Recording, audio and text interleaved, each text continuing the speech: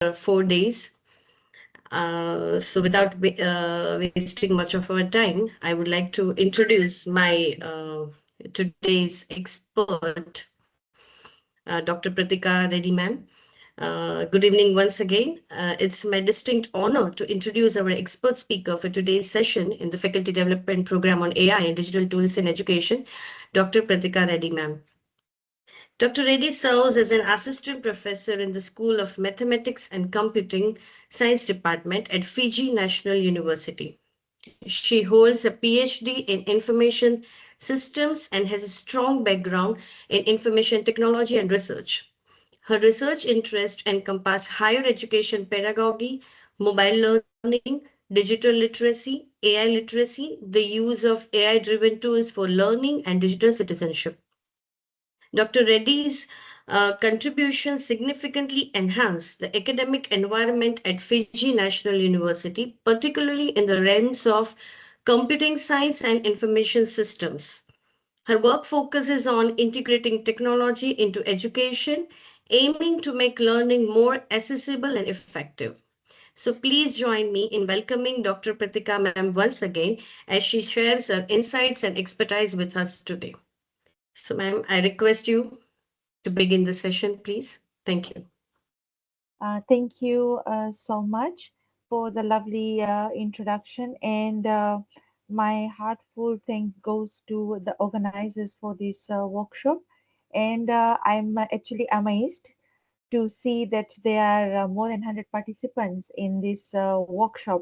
So I hope that whatever I have to deliver with you all today reaches to you, and probably hoping to have a good discussion session on the use of AI for education. So can you see my slide? Just can you confirm if you can see the Yes, ma'am. slides on the screen? Yes, ma'am. Okay, so how I have curtailed my session for today is I'm going to talk about how AI can be used in education. Actually, I'm doing some work in regards to this, and I'm looking at the response from the educators and also the students here in Fiji. Um, uh, I have been introduced, but on my personal note, just a brief background about myself. As you have heard before, I am an assistant professor in the Department of Computing Science and Information Systems at Fiji National University. And when you look at Fiji National University, it is one of the major universities here in Fiji providing higher education and TVET education. And I'm not really sure if everyone here in the workshop knows about Fiji. It is like small India, that's what you can say. More than 50% of the population here in Fiji are Indians, Fiji Indians, we say. And the when we look at the development, the ICT development in here in Fiji, yes, we are using latest technology in industries and also in the education sector.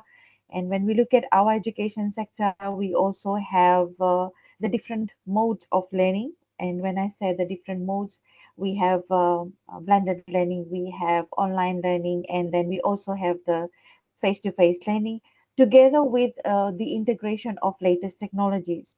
So over the past 2 years, just a brief background on whatever I have come up with while I was doing my research on the uptake of AI here in Fiji. So when we look at the past 2 years, the uptake of AI in Fiji by the industry has been quite accelerating. And last year, especially as an educator, I have realized, together with my fellow educators here at Fiji National University, that our students are already adopting the generative AI for their learning purposes.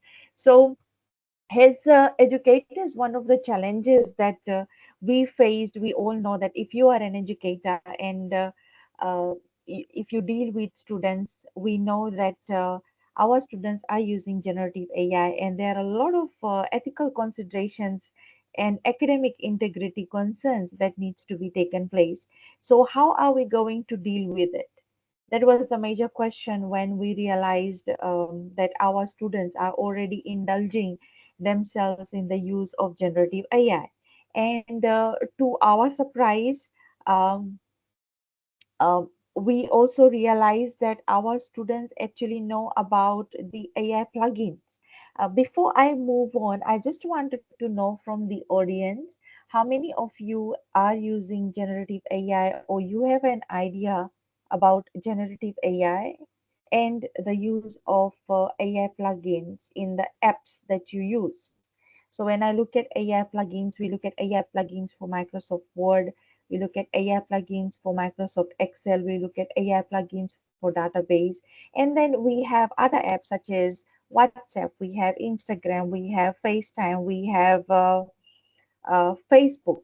So I just wanted to know an indication if you know that there are AI plugins, and whether you are using generative AI or not. So this will actually guide me on how I'm going to take the session in the coming minutes. So can you just let me know with the raise of your hand if you know about generative AI? Okay, so we have some responses in the chat as well.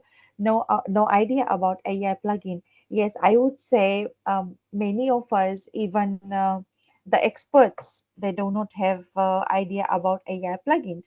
Even when I was discussing about AI with my associate dean, learning and teaching here at VG National University, then I actually realized that she even didn't have an idea that there are AI plugins. And then I gave her an example that when we look at AI plugins, they are sort of assistatives or assistants that actually make our work easier. For example, when we are having Zoom meeting, there are AI plugins now, which actually make summary for us. We don't have to record the meeting, or probably if we have our office assistants who are writing the manual minutes. If we look at the old school method, we don't have to do that.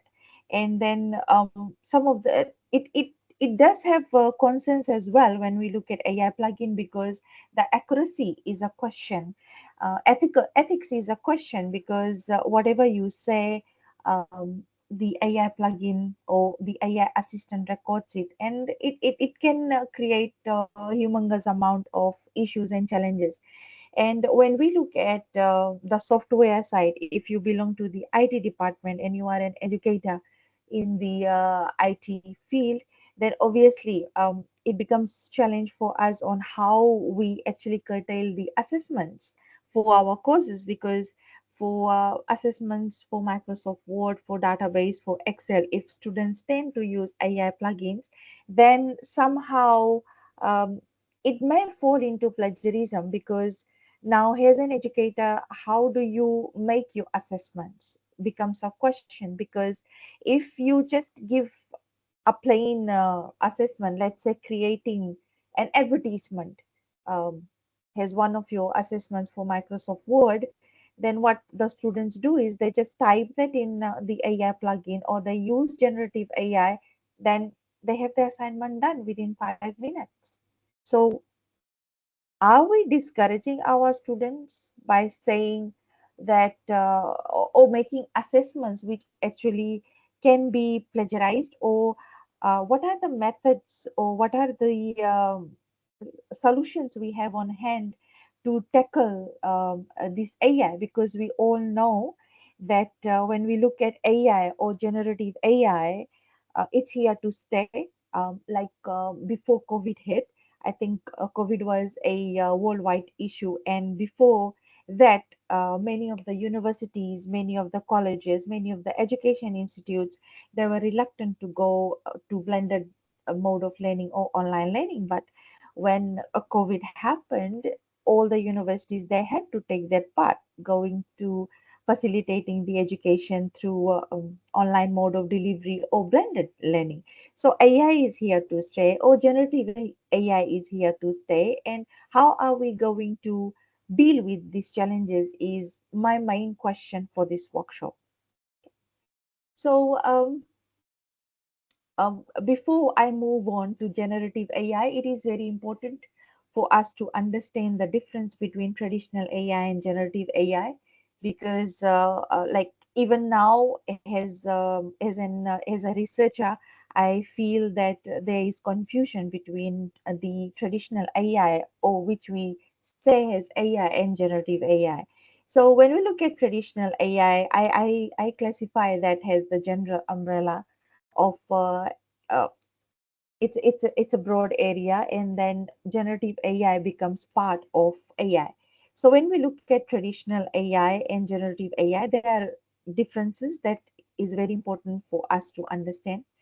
When we look at AI, the traditional AI, it looks at analyzing specific tasks, and when we look at its scope, it does not create new content and it does not work on large data sets. Whereas when we look at generative AI, we look at creating new content in terms of the many explanations that I have given few minutes ago. That whatever you produce, whatever you assign to the generative AI, it will do the task for you. Such as if you tell your generative AI to create an advertisement for a real estate, it will create an advertisement. So generative AI mostly works on large data quantities, and it analyzes and produces new content. When we look at traditional AI, if you look at the rules, it works on pre-programmed algorithms, and for generative AI, it is adaptable and versatile, and it uses data prompts to create new content instead of simplifying and analyzing the existing data. When we look at data dependency, we look at a structured data and explicit knowledge for traditional AI, and generative AI, it works with large amounts of unstructured data such as text, images, and videos. So this is where the apps and the many apps that are out there comes in, whereby we have generative AI, which creates content for us, which creates videos for us, which creates images for us, and then we have issues like deepfakes. For learning capability, traditional AI is limited and dependent on data sets, whereas generative AI, it is data-driven learning and probabilistic modeling. Adaptability for traditional AI is limited, and for generative AI, it can adapt to the changing data and the environment without the manual rules. Application areas for traditional AI, we have the expert systems, for example, a gaming system which is driven by AI. And then for generative AI, we use the natural language processing. The techniques and models, traditional AI, it works on decision trees. It's more of this ethnic, or we look at the use of structural models when we look at traditional AI. And Can, when we look at uh, sorry for interrupt, sir. Can we use full screen mode? You can on the full screen mode, presentation mode. okay. Okay. For generative AI, it works on machine learning algorithms such as neural networks, and the generative adversarial networks and variational autoencoders to understand, learn, and create.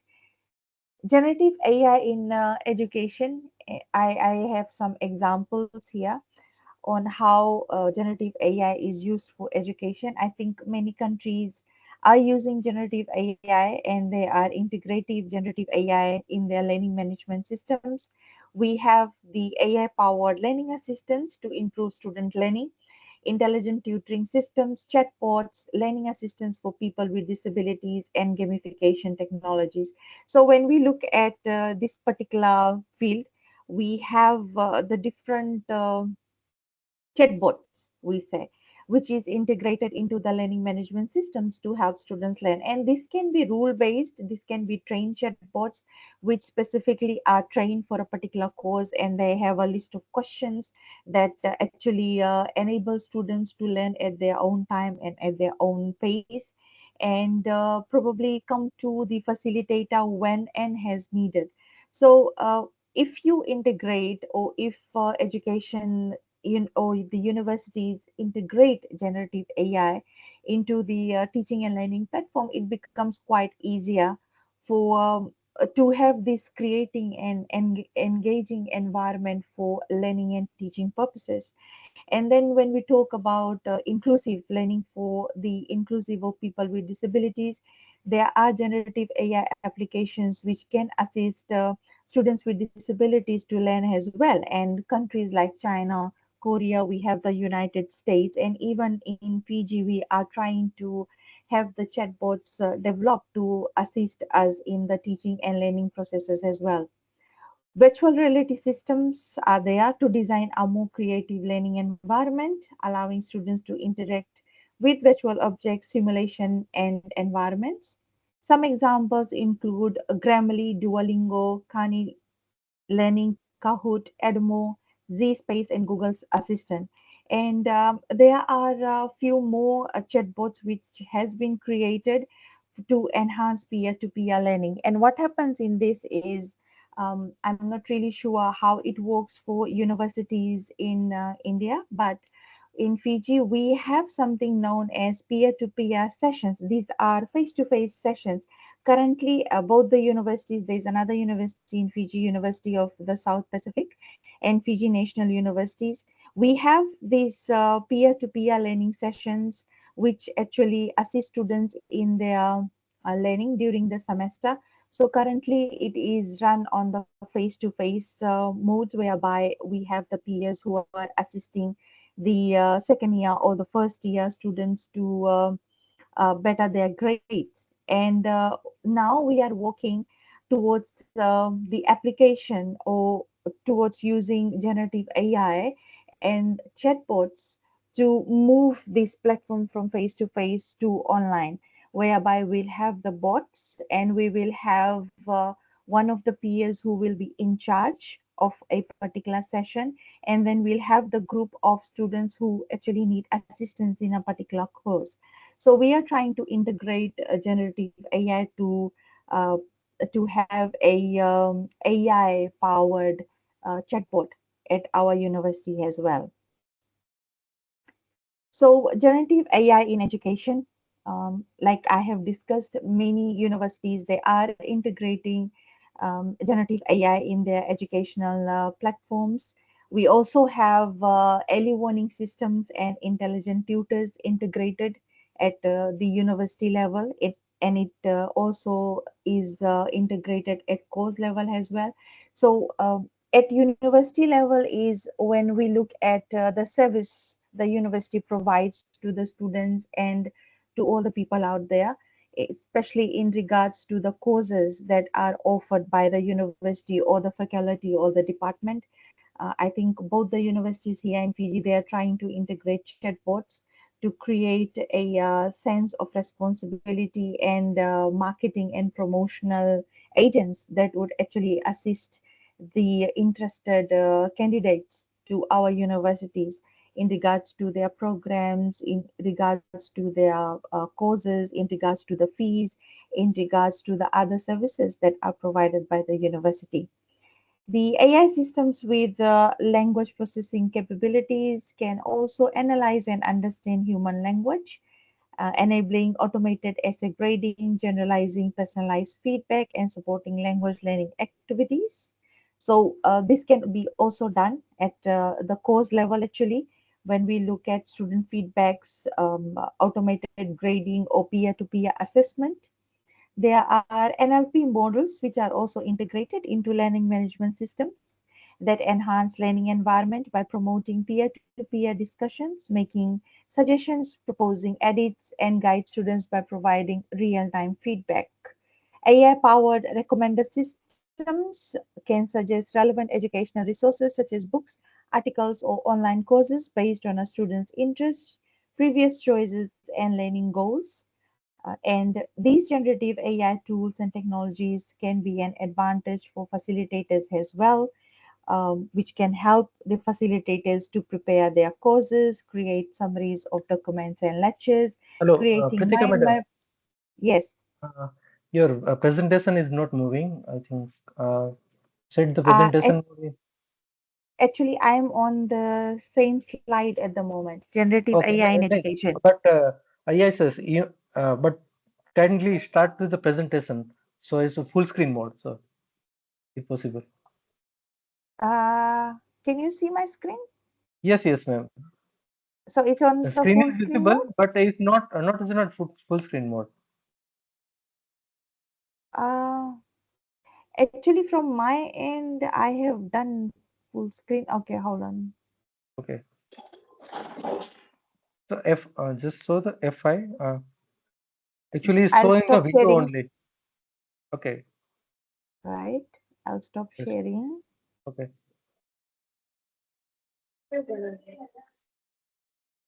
Share entire screen.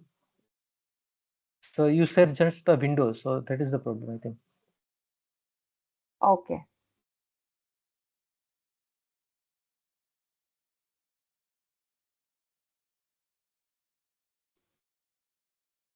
If What about now? No. Yes. Now it's okay. It's okay? Yes. Yes. Okay. Okay. So for educators, generative AI can assist in course preparation, creating summaries of documents and lectures, creating mind maps, creating assessments and relevant rubrics, orchestrating classes, and receiving real-time feedback on teaching methodologies. So, like I have mentioned earlier, that our students are already using generative AI, and as an educator, when I go to my class to teach, now I receive a lot of feedback, constructive discussions, and I cannot be telling my students that these are few examples for, let's say, for this particular topic, because through the use of generative AI, they already have a lot more content than probably we can imagine. So we have to prepare ourselves as well. And we can, as educators, we need to see, like when we are preparing for our classes, we have to see what are we going to discuss and what are our questions that we are going to present to our students, and what responses that we might get from them. So when we are actually discussing with our students, we need to be prepared for the different aspects that they come up with. And to my surprise, they come up with a lot of explanation. They come up with a lot of discussions, which sometimes um, create this engaging environment. And they ask a lot of questions that we might not be prepared for. So I believe to tackle this challenge as an educator, we also need to integrate generative AI in our preparation of our lectures and our course content. The core challenges that generative AI has brought is on the screen. We have the ethical considerations, because very soon I will be sharing with you a sample study that I conducted, and uh, some of these challenges were highlighted by the educators. So when we look at ethical considerations, we look at plagiarism, which is really high when we look at tertiary students. And most of the time, we end up giving zero to our students, and this creates a huge challenge as educators, because looking at the policies the university has, it brings a big question from the students to the educators, why they have received zero. And then we have different bodies in universities who support how students learn, and if they are using generative AI, it should be okay for the educators, and zero should not be given. We have privacy concerns, we have data security, and then we have training and professional development. So even in industries, privacy, data security, training, and professional development becomes an issue, because even when reports are prepared at the industries, plagiarism do come in, and then a lot of questions arise on how that report was prepared or where the data has come from. Our secondary challenges include lack of clear guidelines and framework. This is especially in regards to the universities and academic institutions in Fiji, because the universities in Fiji, they are still working towards developing clear guidelines and framework for the use of generative AI. We have educational shift. Yes, when COVID hit Fiji, the universities and the universities in Fiji and the South Pacific, I would say, were still adjusting the shift from traditional face-to-face teaching to online and blended mode of teaching. And then this AI has come in. So now the education institutes are adjusting to both, how they are shifting from traditional method of learning to this online delivery, and then how to tackle the challenges that generative AI has brought in. Digital literacy is a major concern, and since I am delving more into digital literacy in Fiji and the South Pacific, digital literacy is a huge concern for the students and educators here. And for digital literacy, actually, the notion of digital literacy is often misunderstood because many people think that digital literacy is all about using your technical devices, using your laptops, using your mobile phones. But when we look at digital literacy, like AI, digital literacy is a huge umbrella under which we have the different kinds of literacies. We talk about computer literacy, we talk about technical literacy, we talk about information literacy, we talk about media literacy, we look at communication literacy, and we look at visual literacy. Now, when we look at the different components of digital literacy, eventually it comes back somehow, it's connected to the use of generative AI, because students, they need to know how to actually prompt generative AI for effective and creative learning. They even generative AI has brought in a lot of threats such as deepfakes. Now that is also counted as visual literacy. What the uh, person who is using that particular generative AI tool understands about the image that is created or the video that is created, what are the legal and ethical implications of using generative AI to create that image and video and using it without acknowledgement. We have equity and accessibility as well. That means the accessibility to the device, the accessibility to the generative AI tools, the accessibility to know how to use that particular generative AI ethically, legally, and responsibly. So basically, these are the challenges that are existing when we look at generative AI, and it poses a great threat to the education sector. And like I have mentioned before, how are we going to tackle this? Because it's going to stay. And how, what are the solutions that we as educators have to have this ethically, responsibly, and legally use of generative AI for our educators and our students?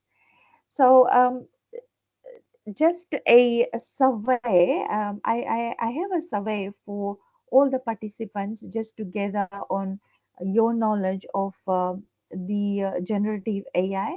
And I have actually carried a similar survey here in Fiji for the educators, for which I will be sharing the results with you all soon. So it's just a 5 to 10 minute survey. I have given the link in the chat box, requesting if you can do this survey. Is that okay with you all?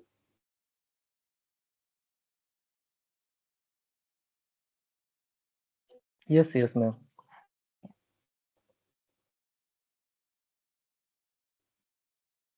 So please let me know if you are able to access this link.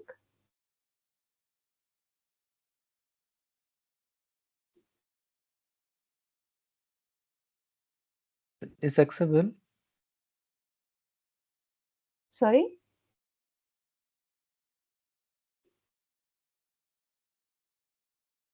Let me check, sir. Let me check.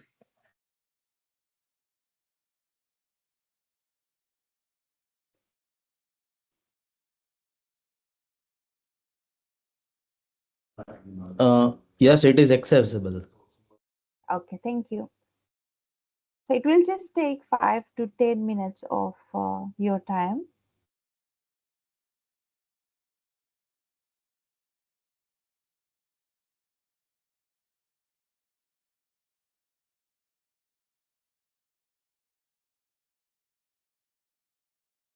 There is a question. Is there a question from Virendra Singh?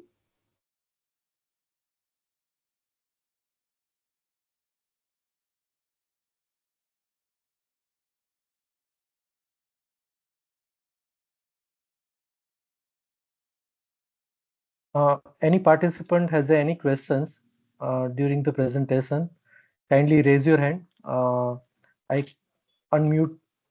I can grant an access of your mic and video too.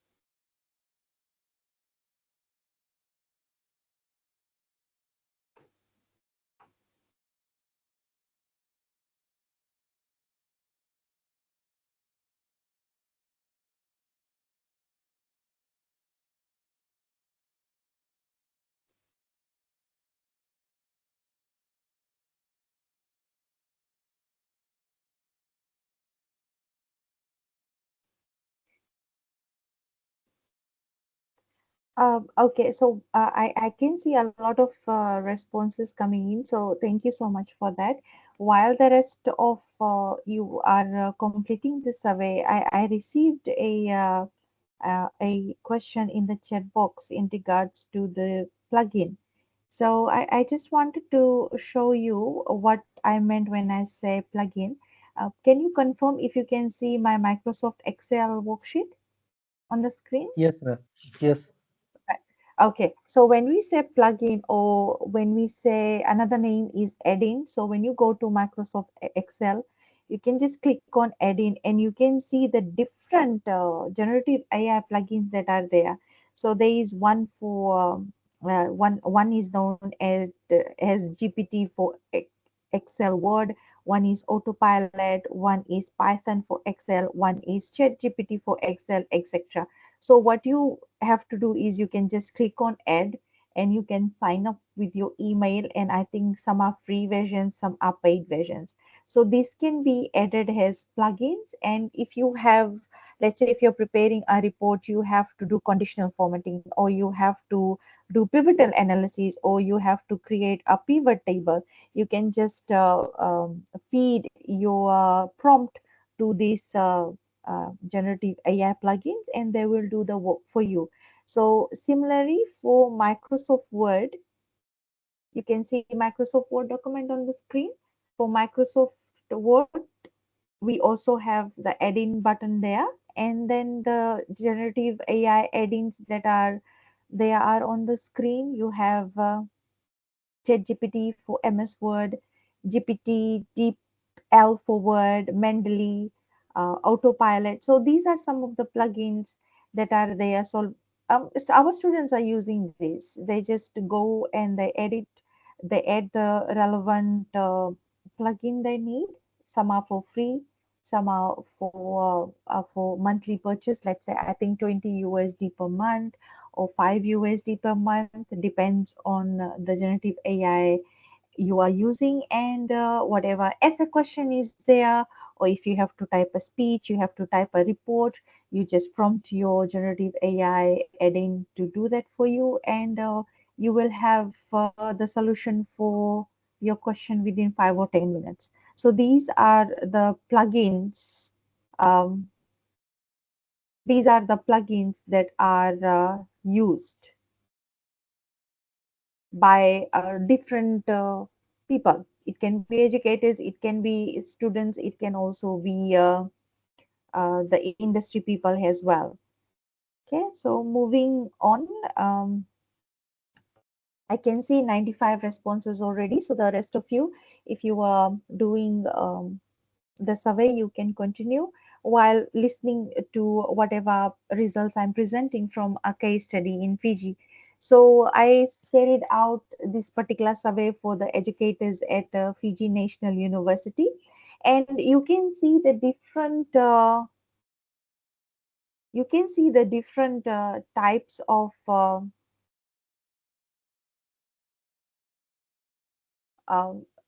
generative AI tools that the educators and the students are using here at Fiji Nation University.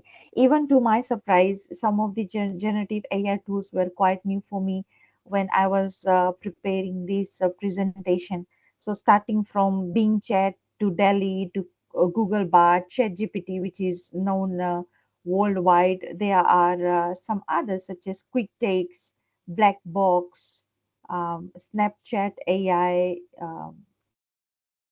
Claudia AI, and Science Space.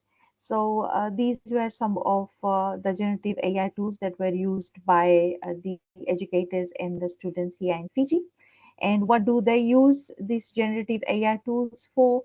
For their assignments, for their research, for proofreading and editing. I think majority of our documents have improved in terms of grammar due to these generative AI tools available.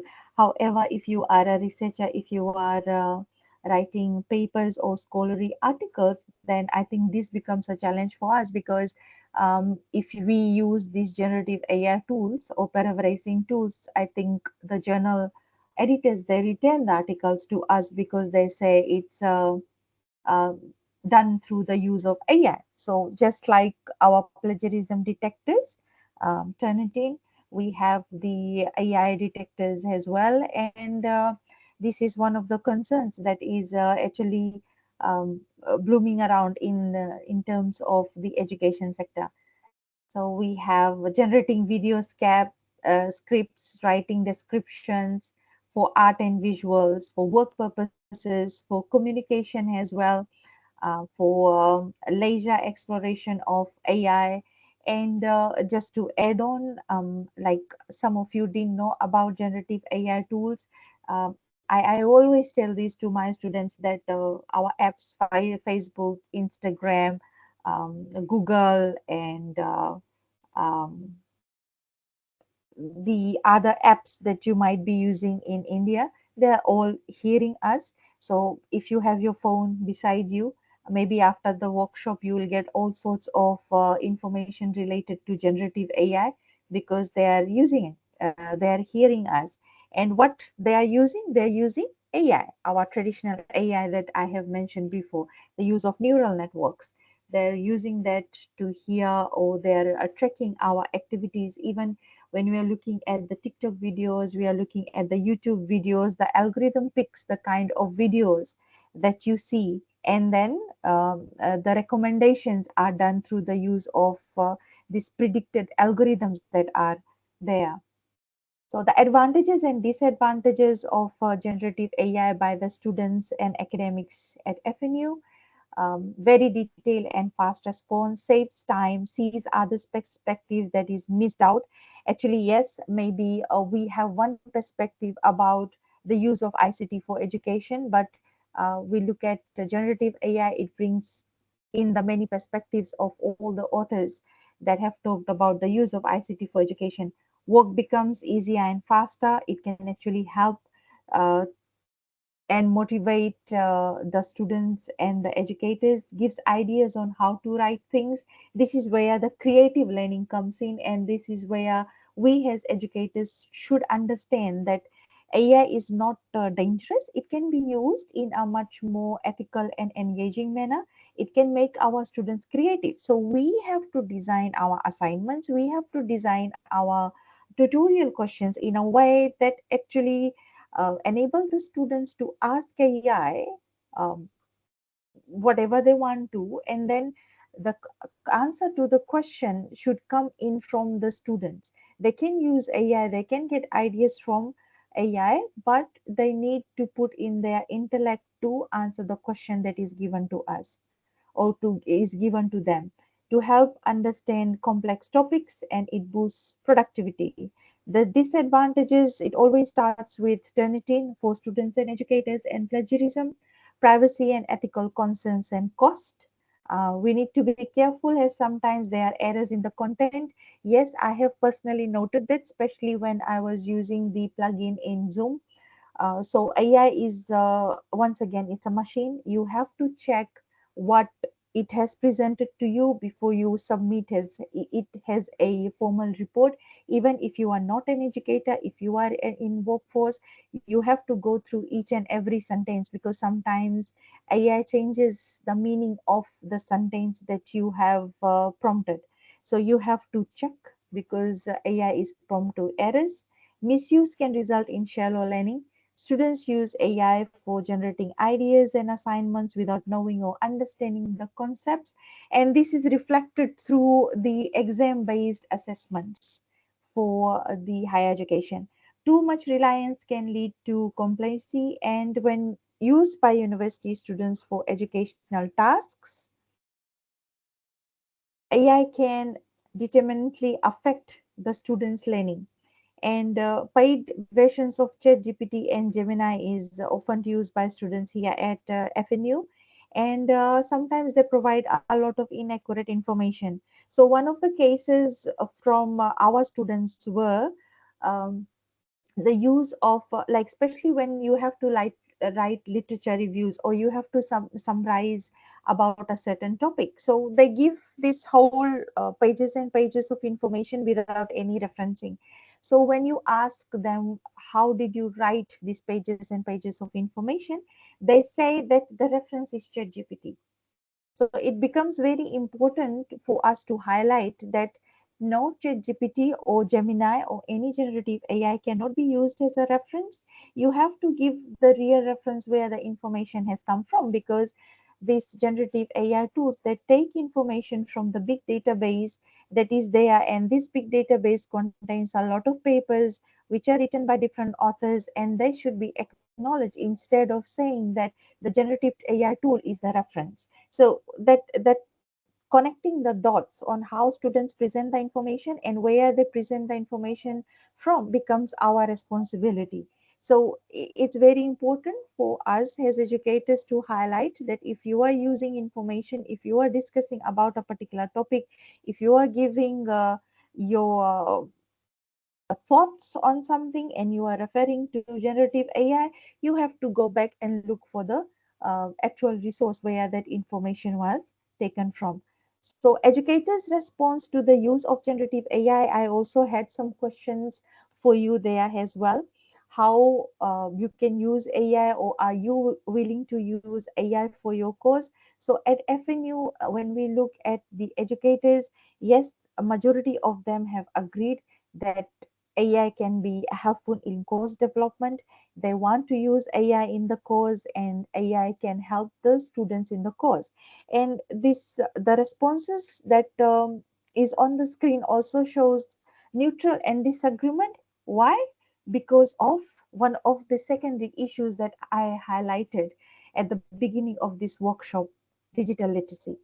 When educators, they are not digitally literate, they do not know how to use generative AI tools, they do not actually know how to integrate generative AI into their course, they do not know how to use generative AI to improve the course content that is out there. So that's why we have the disagreement and neutral. And I think as educators, there are some educators who actually need to change their perspective that AI is dangerous, is going to cause you harm only. Like I have mentioned before, it can be used as a positive influence as well. At Fiji National University, 58.3% of the educators, they are not using AI at the moment, while 41.7% are.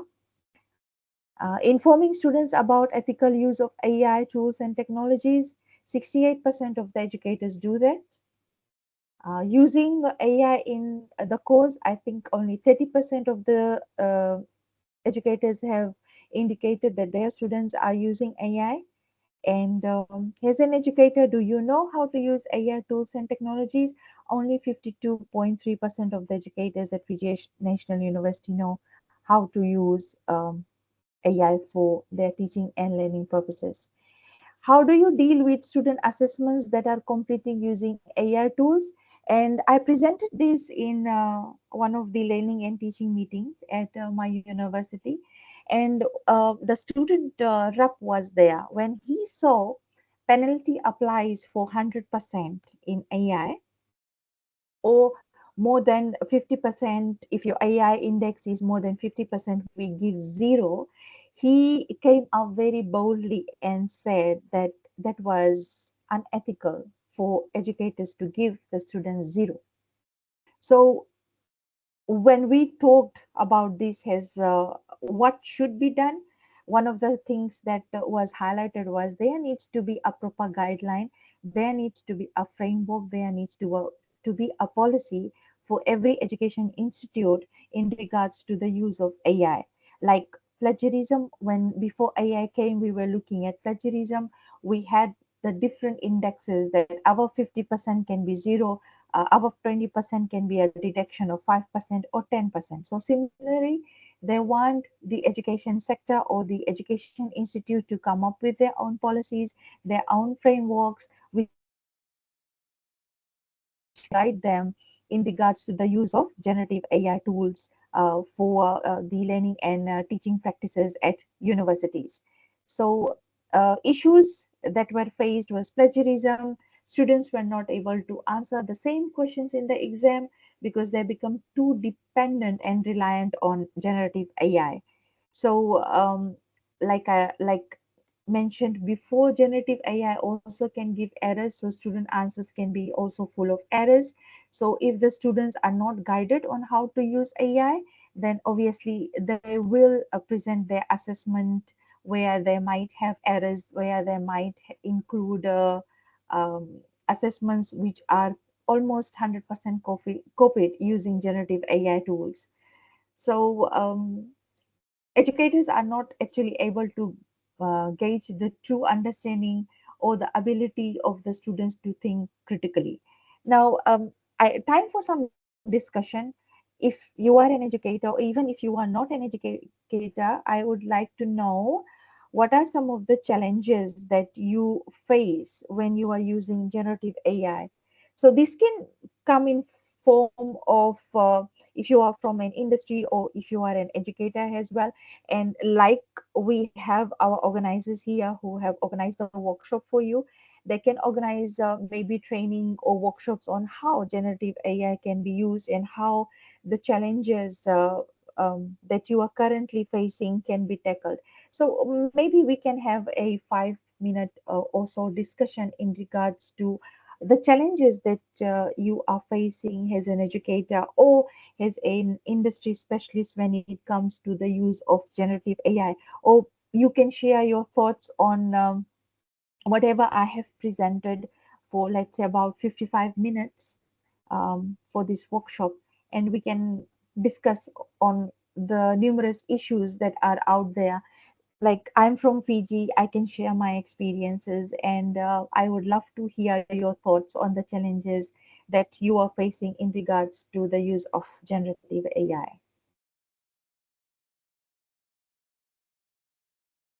Hello, participants. If any have to discuss something, okay, raise your hand. Okay. Yes. Yes, ma'am. You can unmute yourself and ask. Good evening, ma'am.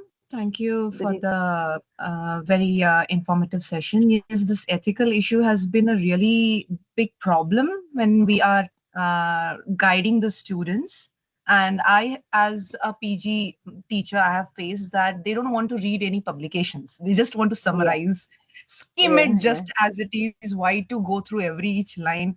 And finally, I've seen them, they don't understand the style, how to write it, like when they mm, have to write a paper or a dissertation. As we read papers, we get an idea and our brain starts working that way. The academic vocabulary, the style, how it should be written, all that is lost when we are just using a generative AI and summarizing things up. Even some things the generative AI will miss out, which will be important to us. It's not that it's 100% fail-safe mm, program or mm. algorithm. So I have been facing this issue. Okay, And they so are also using one more thing they are doing. I'm sorry to interrupt. They are trying to generate like discussion part and other things through generate these AI bots. And mm, because of the hallucination, the AI hallucination, which is known by most of us, they are mm, generating citations which actually doesn't exist. exist. Yes, yes. Yeah. So these are the challenges I've been facing. Thank you. Yeah. I'm also taking PG units here at the university, and doing literature review is one of the assessments for my course as well. So, what I actually do is for my PG courses, I actually tell them, for example, climate change. If you're looking at climate change, so I actually contextualize it. Climate change for the South Pacific or climate change in Fiji. So what happens is they have to go back and read because Fiji is a very small country and generative AI at the moment does not have information about climate change in Fiji. So we are looking at contextualizing the assignments now. So as soon as we contextualize it to a particular area or we contextualize it to a particular society or a country, then students go and read. That's one of the things that I do, which actually has forced my students to go back and read those papers. The second thing that I do is I don't give tutorials for them to take back home. Like when we are looking at discussion in my PG class, it has to be done in in during that lecture hour. so that I'm there and I see what they are doing. And obviously, they are not able to use generative AI, and a sort of discussion goes around, and I'm able to gauge their understanding and critical thinking level. This is some of the tactics that I'm using currently. And another thing that I ask them to do is use Microsoft Word and create the in-text citation. I'm not sure if you have tried that. So when they read and they create in-text citation, that actually motivates them to go and find a paper and create that in-text citation in Microsoft Word. I'll definitely try this one, ma'am. This is new form. Yes. Thank you. Thank you for the suggestion. Virendra sir, you can unmute yourself and ask. Uh, Hello, good evening. I hope I'm audible. Yes, yes. Yes. Yeah, good evening, ma'am. Thank you for very informative and in this unique type of session. See, actually, I'm taking class uh, till middle class. Sorry, I'm taking till secondary, like 9, 10, 10 student I'm taking. I'm teacher, IT teacher. So Mm. I was just my concern is this that we are just stopping the student to think creatively if they are using AI for sort of doing assignment or submitting the files or maybe doing some practical work. So what they are doing, just they are just typing the problem, they are finding the solution and just copying the same thing. So Mm. somewhere we are just killing their innovation, or maybe I will not use this killing, but we are not asking them to think in creative manner. They are just copying the thing and pasting the thing, and that's it. So, what is the now solution for this, or maybe how to tackle this type of thing? Like I have mentioned, contextualizing it to your environment.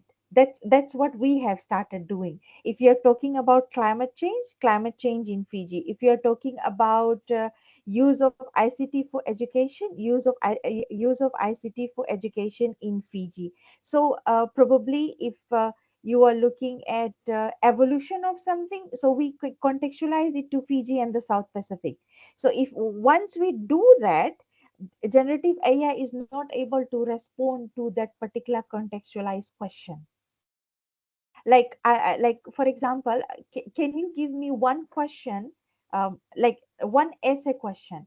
Or if you are saying you are a computer teacher for secondary, so maybe they are asked to produce advertisements. So we tell them, create an advertisement for, like, we have different types of cookies here, right? So one particular brand of cookie is Punja's cookie, right? I'm just giving you an example. So we tell them, you create an advertisement for selling cookie for Punja's brand. So as soon as we contextualize the assignment, generative AI will not be able to give them the exact solution that is required by you as an educator. So they, as students, will need to bring in their critical thinking skills to actually use whatever has been given by generative AI, and to see how they can contextualize their solutions for their teacher.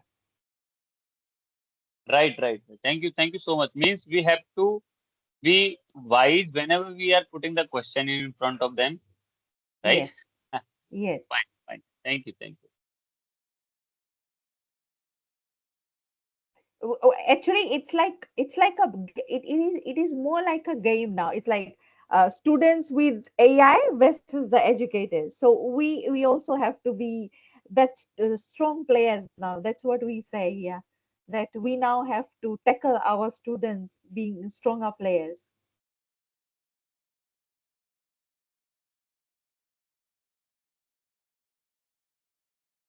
There Yes, is ma'am. a I have a question. Yes, yes. Um, do you feel that this traditional AI is better compared to generative AI? Because I feel personally that traditional AI was applied where there was a human limitation, like object detection, and there is a mass data, and where Hmm, our hands are tied. Human hmm, cannot process a large amount of data, and that was a boon actually.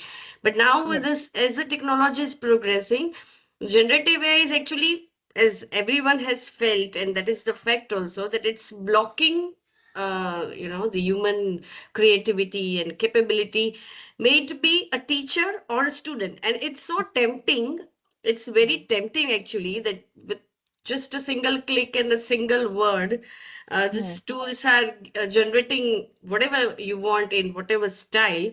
So and I think this plugins and this hmm, applications, they're merging. It could be from monetary point of view, but there must be some AI policy, that applies at some state or central level in education. Uh, as a teacher, you guided us very well that how we can deal with students, but that's very personal, and that's a relative term that differs, that opinion, hmm. that suggestion differs from person to person. But if there is some regulatory mechanism, then I feel that generative AI would give a break, and it would give a positive break. So I would like to have your opinion on this. Thank you. Actually, this question has, we have discussed this question at various forums, and we know that we cannot stop generative AI. It's already out there, people are using it. Now it's on our hands how we are going to use it. Like, when we just had traditional AI before this generative AI came in, traditional AI mostly looks at predictions, it looks at neural networks, it looks at things such as prediction of cyclones. But now when generative AI has come, it looks at how these algorithms are used to derive information from the huge databases that we have. So for at looking at the educational level, that's why one of the things that or the foremost thing that is needed is the framework and the policy, which can actually guide us as educators and also the students on how we can use it, to what extent we can use it. And then for us as educators, I think we have to become more responsible, we have to become more alert, we have to become innovative ourselves. It's no more that there was this thing that probably whatever was taught, let's say back in 1999, could have been used by a facilitator in 2020. But now, since generative AI has come in, you cannot do that. Why? Because students are becoming more alert. They are using generative AI tools. Anything you teach them, they'll put it through generative AI. It will give them better responses. So now for them, generative AI will be more effective than their teacher. So we as educators, we have to be more responsible. We have to take that additional load on how we have to be more creative, how we can control the use of AI by our students. Yes, ma'am, that's Um, true.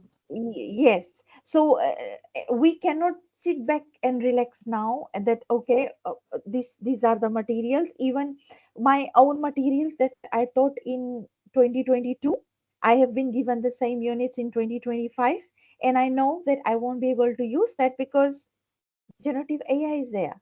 So it becomes my responsibility on how innovative we can become. And I believe I thank the organizers actually for this workshop, because this is a platform where we as educators can share, and where we as a team can from the different parts of the world can actually connect, and we can derive solutions on how we can tackle this together. Yes, of course, ma'am. Yes. Yes, yes.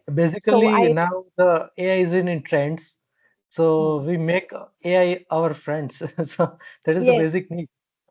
yes. So it's like how it's like amalgamation of them, the generative AI and the educators, and then how we can tackle students with generative AI, because generative AI is friends with students. and it has to be friends with us now, so that we can actually solve the many challenges that we are facing. Yeah, yeah.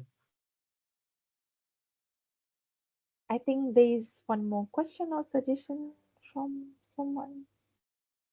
I can see a hand raised.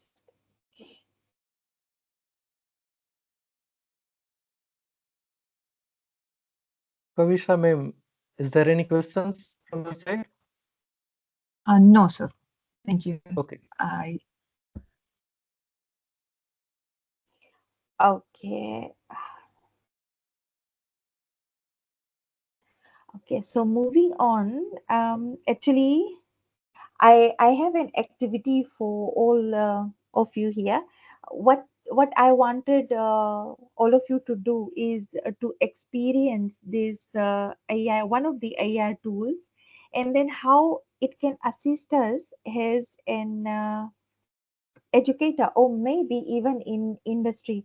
So I think you might have to create an account on this. So I've given the link. I've given the link to you all so that I'm not sure. I think everyone is joining from different workstations. So probably everyone will have the different opinion and different topics to present. Um, or different topics you'll be asking this ChatGPT educator onboarding platform. It's just a small activity for you, and as an educator you might be able to see what it actually gives you when you use this particular platform. We should not be afraid. Actually, to since I'm a researcher on AI, I did this course from University of Pennsylvania on using AI for educators. So I found this actually platform very effective as an educator, because what it normally does is, Piyush, can you see my screen?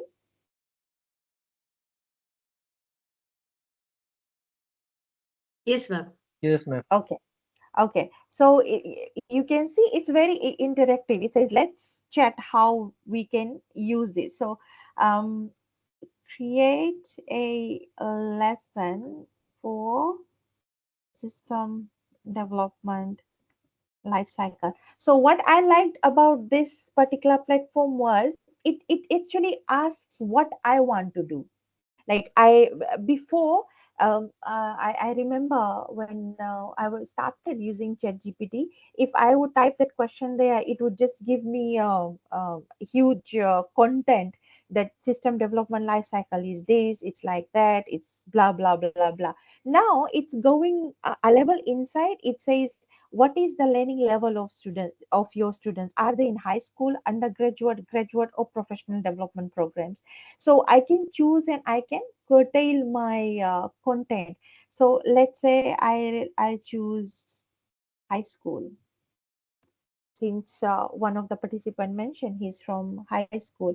So can you see high school, and it again asks me a question: are the students already familiar with any aspect of system development life cycle? If so, what do they already know? So I might say no, they are not. So it's trying to gauge what I want for my students, and then it's going to actually create things for me.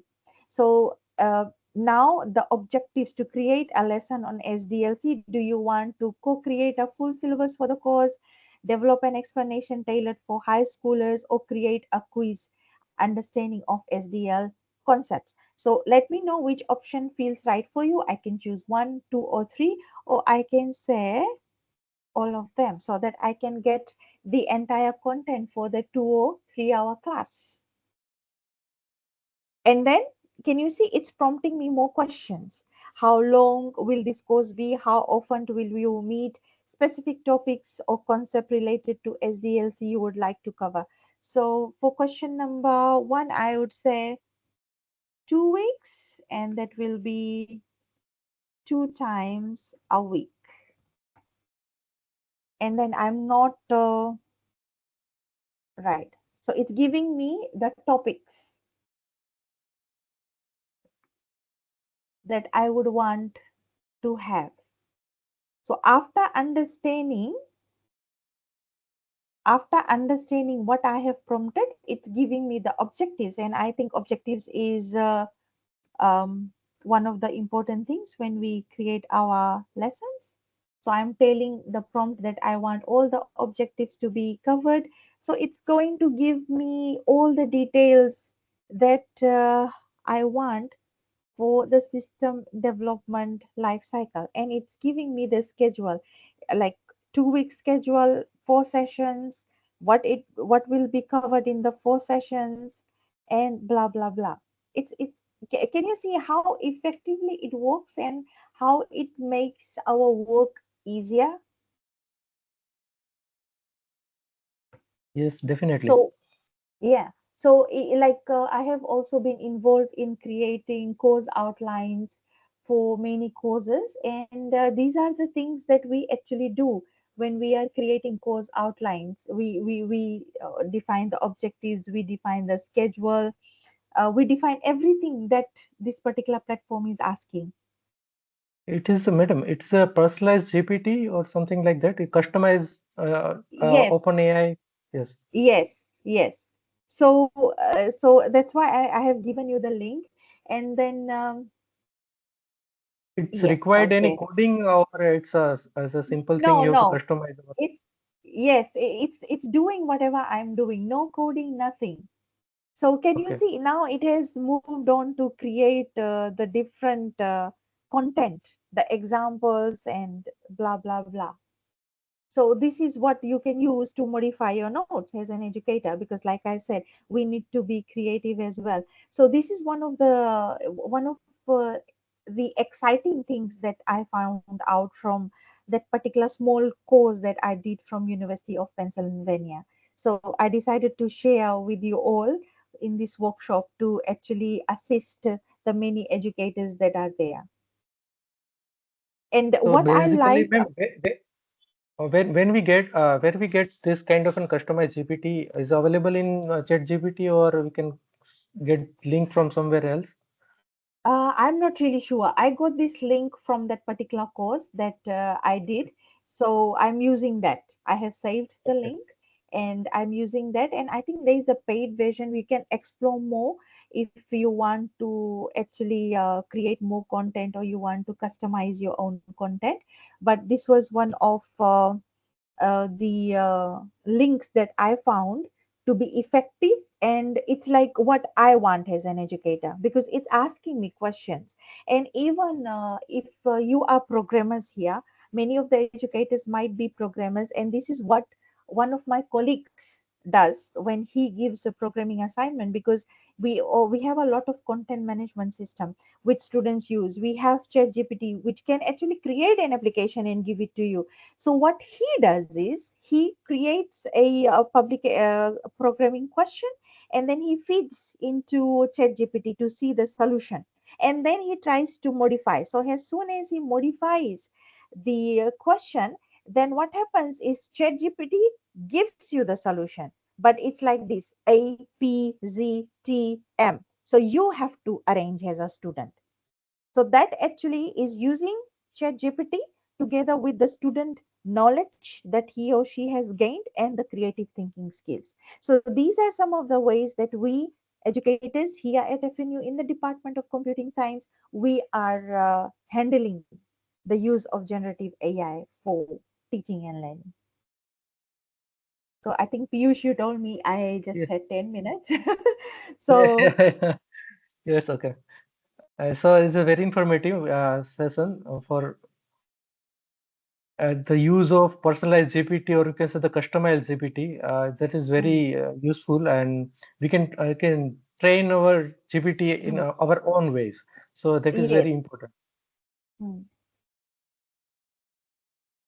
So Kavita ma'am? now So, I any would say, questions from participants now, or ma'am, would you like to continue any left content, or shall we conclude? no, it's okay. I think I have shared everything I wanted to, because, like I said, that this platform gave me an opportunity, like thousands of kilometers away from India, to share my experiences It's and our how we pleasure, were doing ma'am, it. that you took time and gave a lot of information of which we were unaware of. Yeah. So,